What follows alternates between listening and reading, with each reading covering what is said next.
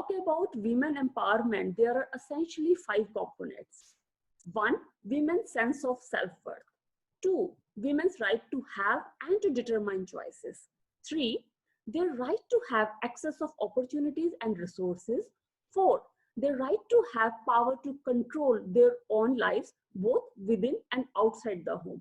And 5th is their ability to influence the direction of social change to create a more just social and economic order nationally and internationally.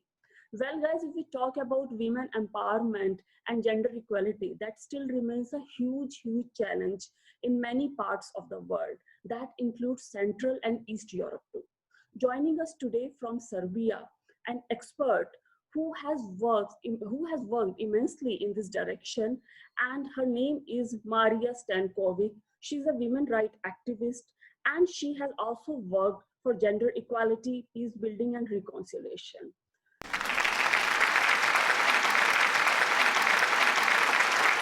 So we welcome you, Marija, on our show, and thank you so much for joining us. Thank you so much for this invitation. I am completely thrilled to be a part of such an amazing initiative, and thank you so much for having me. It is indeed our pleasure, Marija. So Marija, it would be wonderful to start this conversation if you could let us know how you became a social activist and a little bit about your life journey. Yes, well, I think that everything in my life led to me becoming a social activist. I have witnessed a lot of injustice in my immediate surrounding, and all of this had an impact on me. I would like to say, discovered feminism in 2013, when I have joined a group of women, an NGO that was active in my hometown, and through multiple workshops and seminars, I had an opportunity to learn a lot about female solidarity, about the support that women can give to one another, and how we can build a better society for women. Since then, I have worked in different areas when it comes to gender equality, mostly gender-based violence. I have worked with institutions, both with beneficiaries and other relevant stakeholders, but I have also worked in the Department of Economic Empowerment of Women, and I'm currently also working in an NGO whose focus is on economic empowerment and empowerment of women in rural areas. Right, right. Wonderful, wonderful. So, Marija, as you just mentioned that you have already been putting efforts for towards women economic empowerment, and I totally understand that we need to improve the quality of women's life. It is very essential to address their problems, especially women who belong to marginalized section or disadvantaged group. Their problem, their needs should be addressed.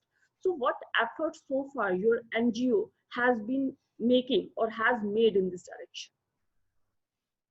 Well, I would start with introducing my NGO shortly. So it's called Women's Association of Kolubara District. Kolubara District is one part of the Serbia. It's a very small part. It only has 6 municipalities, but there's a lot of rural areas in this district.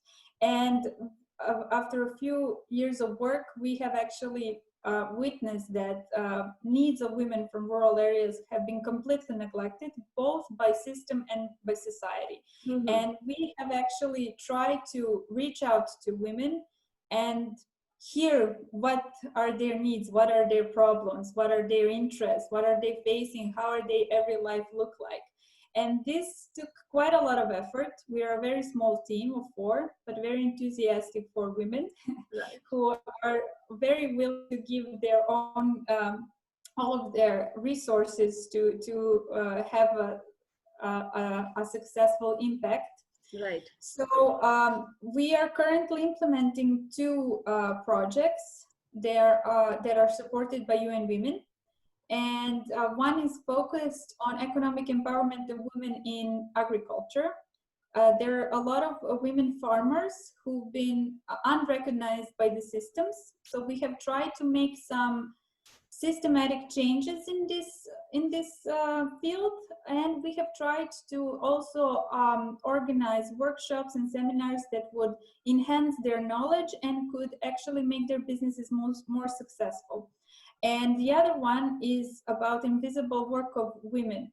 What we mean by invisible work is all those houseworks and chores and taking care of children and everything that is traditionally being considered as women's job, and all of those hours of unpaid work that women are performing worldwide. Mm-hmm. However, this is even more visible in rural areas because women don't have many services available. They don't have daycares, for example.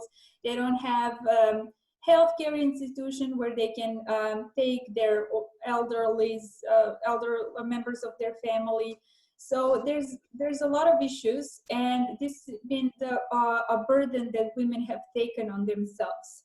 So what we are trying to do is also influence the local institutions to manage and find solutions so these women could be provided with these services.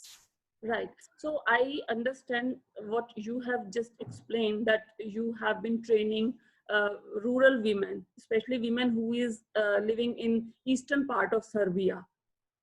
Yes, right. Exactly.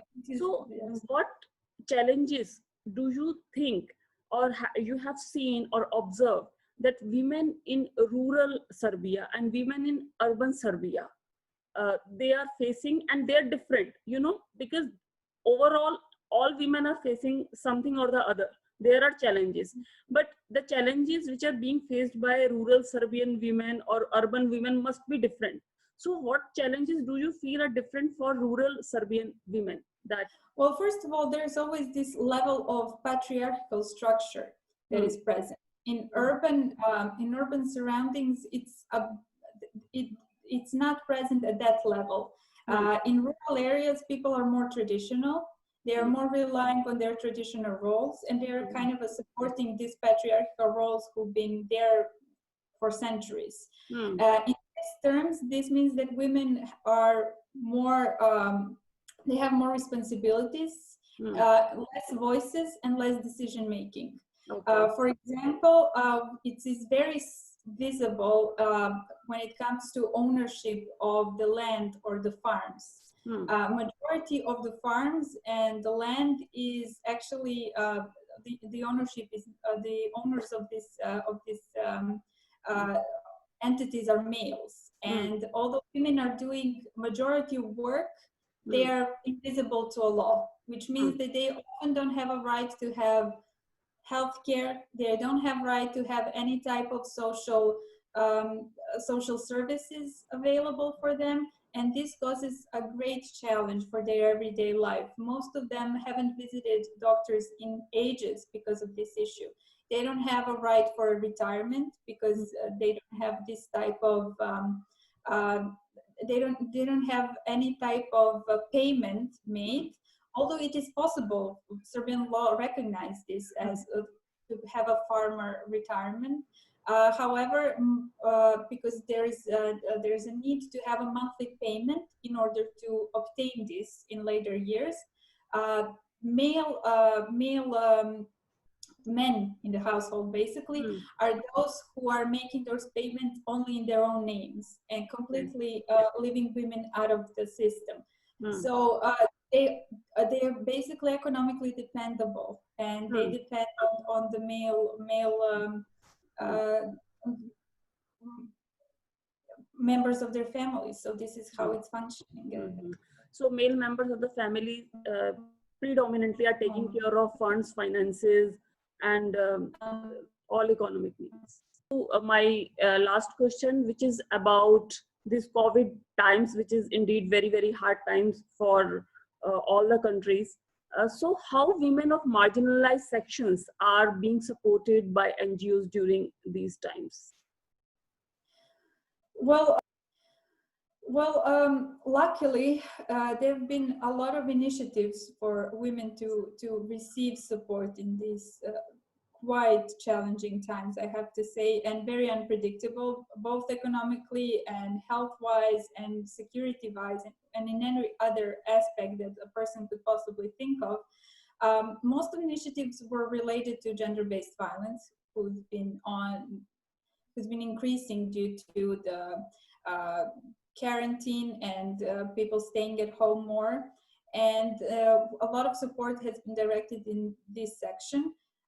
What our organization was focused is to enable farmers to sell their products online, because an open markets have been closed due to the measurements to prevent the spreading of the COVID-19. And it's actually turned out to be a great response for these particular women, because they have made more sales online than they did on the markets during last year. So they actually made a great progress, and which is more important, they have been included directly in the sale, which is often a male job in these circumstances.